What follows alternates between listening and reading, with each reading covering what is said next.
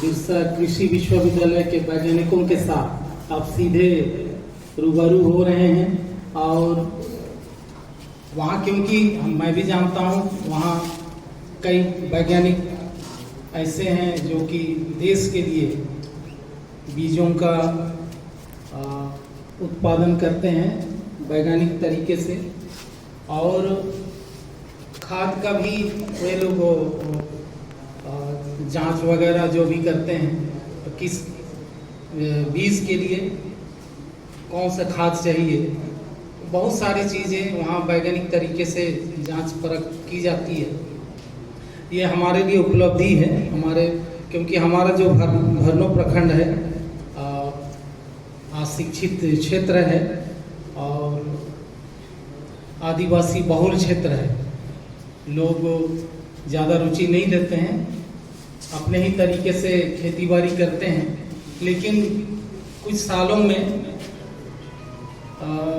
लगभग मैं 7-8 ब्लॉक में रहा हूँ, और इस अवधि में मैंने देखा है कि बहुत सारे किसान लोग वैज्ञानिक तरीके से खेती का काम कर रहे हैं। और इसमें बिरसा कृषि विश्वविद्यालय का बहुत बड़ा भूमिका है, क्योंकि ज़्यादा दूर नहीं है और इसलिए सेंटर में रांची जैसे राजधानी में विद्यालय है और विश्वविद्यालय है, जो कि किसानों के लिए वहाँ पहुँचना दूर नहीं है। संपर्क के माध्यम से या रेडियो के माध्यम से, दूर संचार के माध्यम से आप सभी को इसके बारे में जानकारी देते रहते हैं। और इस क्षेत्र के लिए तो बहुत बड़ी उपलब्धि है कि आप सभी डायरेक्ट वैज्ञानिकों के साथ आप लोग परिचय और अपने ज्ञानों की जानकारी आपको दे रहे हैं, क्योंकि ऐसा अवसर कभी मिलता नहीं है। मैं भी नहीं जानता था कि आज इस तरह का कार्यक्रम है, लेकिन थोड़ा थोड़ा जानकारी थी, लेकिन फिर भी और मैं आप सभी से आशा करूंगा कि आप सभी विभिन्न तरीकों का जो वैज्ञानिक तरीके हैं उससे ज़्यादा से ज़्यादा लाभ उठाइए और अपनी जो आर्थिक रूप से आपको सबल होना है वो आप आगे बढ़ते जाइए, समाज को आगे बढ़ाइए। साथ ही मैं अभी डॉक्टर साहब ने सही बोले, उपनिदेशक ने कि बीज रखने का जो तरीका बताया। मैं छोटा था तो गांव में क्या करते थे, मोरा बांधते थे ना।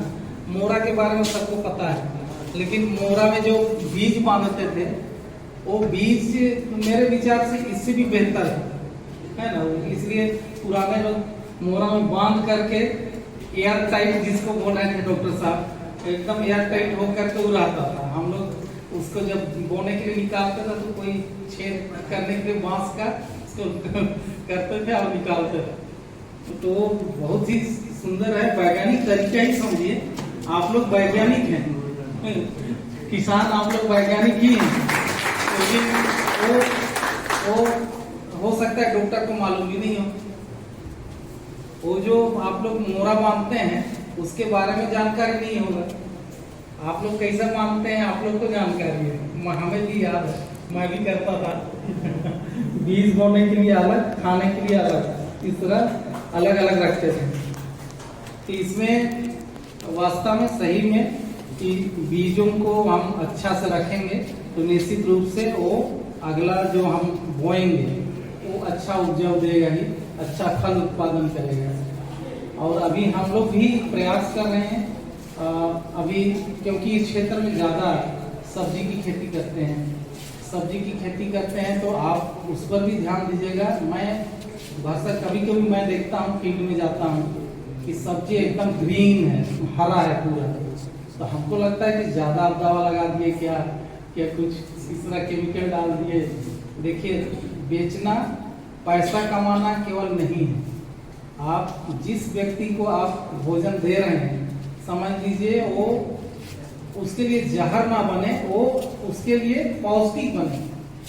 हमारा उद्देश्य वही होना चाहिए। पेशेवर हैं लेकिन आप पौष्टिक गुणवत्ता वो चीज आप उनको दीजिए ताकि उससे लाभान्वित हो। ऐसा ना हो कि आप खाद लगा दिए, रंडम लगा दिए, जो लगाना है हरा दिख रहा है। अब आप लोग तो लागू जो भी लोग हैं उनको पता नहीं है कि ये सब्जी में कौन सा केमिकल डाला हुआ है और उसका रेमेडी क्या बोलते हैं उसको ठीक करने का भी उपाय उनको जानकारी नहीं है। तो कम से कम ये चीज आप लोग जरूर ध्यान दीजिएगा। और मैं डॉक्टरों से भी आग्रह करूंगा इस संबंध में जरूर आप लोग को बताएं कि कोई भी दवा का प्रयोग पूरी तरह जानकारी दिए बिना प्रयोग नहीं करें, क्योंकि वो उससे क्या होगा, आपकी पीढ़ी हो सकता है प्रभावित होगी। उसका आप देखते होंगे कई एक्सीडेंटल केस हो जाती है। मैं घर में अपनी एक बहुत ही वो एक्सीडेंटल केस इसी में अभी ज्यादा नहीं 2 महीना हुआ है, उसका पोस्टमार्टम तक नहीं हो रहा था। मैंने बहुत प्रयास किया, एसडीओ के द्वारा कमेटी गठित की, तब जाकर के उसका पोस्टमार्टम हुआ। बड़ी कंपनी जिसको हम लोग नहीं सोच सकते हैं, इतनी बड़ी कंपनी में वो काम करती थी।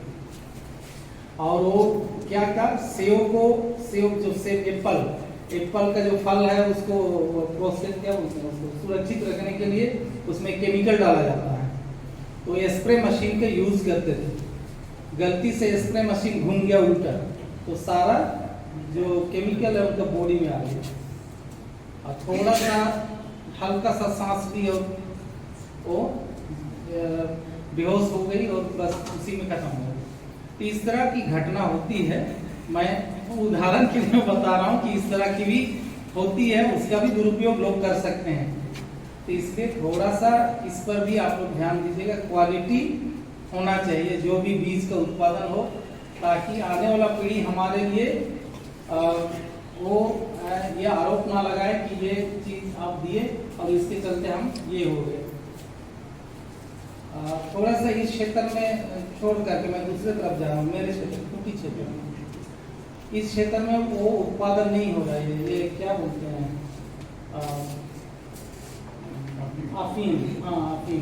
अफीम की खेती मेरे क्षेत्र में ज्यादा कर रहा है। और उसका असर हम बता दिए सारे लोग को, जब भी जाते हैं मैं बताता हूँ। लेकिन देखिएगा कुछ दिनों के बाद उधर काफी उसका असर पड़ेगा। इस क्षेत्र ठीक है, इस क्षेत्र में ये खेती नहीं हो रही है। मेरे विचार से जंगल क्षेत्र में भी नहीं, मैं जाता हूँ जंगल में भी जहाँ जहाँ जिस क्षेत्र है, लेकिन उस क्षेत्र में ज्यादा खेती हो रही है, वो गलत हो रही है। पुलिस भी परेशान है, हमें पता है। तो देखिए मैं उदाहरण इसलिए दे रहा हूँ कि उसका असर जो है आप लंबे समय तक होती है, जिसको हम देख नहीं सकते हैं। हमारी आंख इतना स्ट्रॉन्ग नहीं है कि हम उसको देख लें, हवा की तरह है। अब उस तरह की स्थिति पैदा ना हो, लोगों को समझ में आए कि ये गलत काम है। पैसा ही सब कुछ नहीं है, धन ही सब कुछ नहीं है।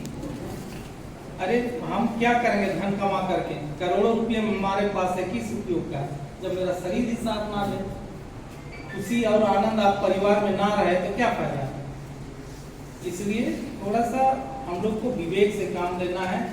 ट्रेंड आपको होना है। किसान आप ट्रेंड रहिए हर चीज में, कैसा उपयोग करना है, क्या करना, नहीं तो आप जो दवा का यूज कर रहे हैं हो सकता है आप मृत्यु का कारण बने। इसलिए अच्छा से प्रशिक्षण लीजिए और हर चीज का उपयोग तरीके से करिए, मेहनत से करिए, ईमानदारी से करिए। निश्चित रूप से आप आर्थिक रूप से सबल बनेंगे और उसके जब उपयोग करेंगे तो आपको ज्यादा अंदर से खुशी आएगी। मैं सर ज्यादा लंबा खींच रहा हूँ। धन्यवाद इस अवसर के लिए।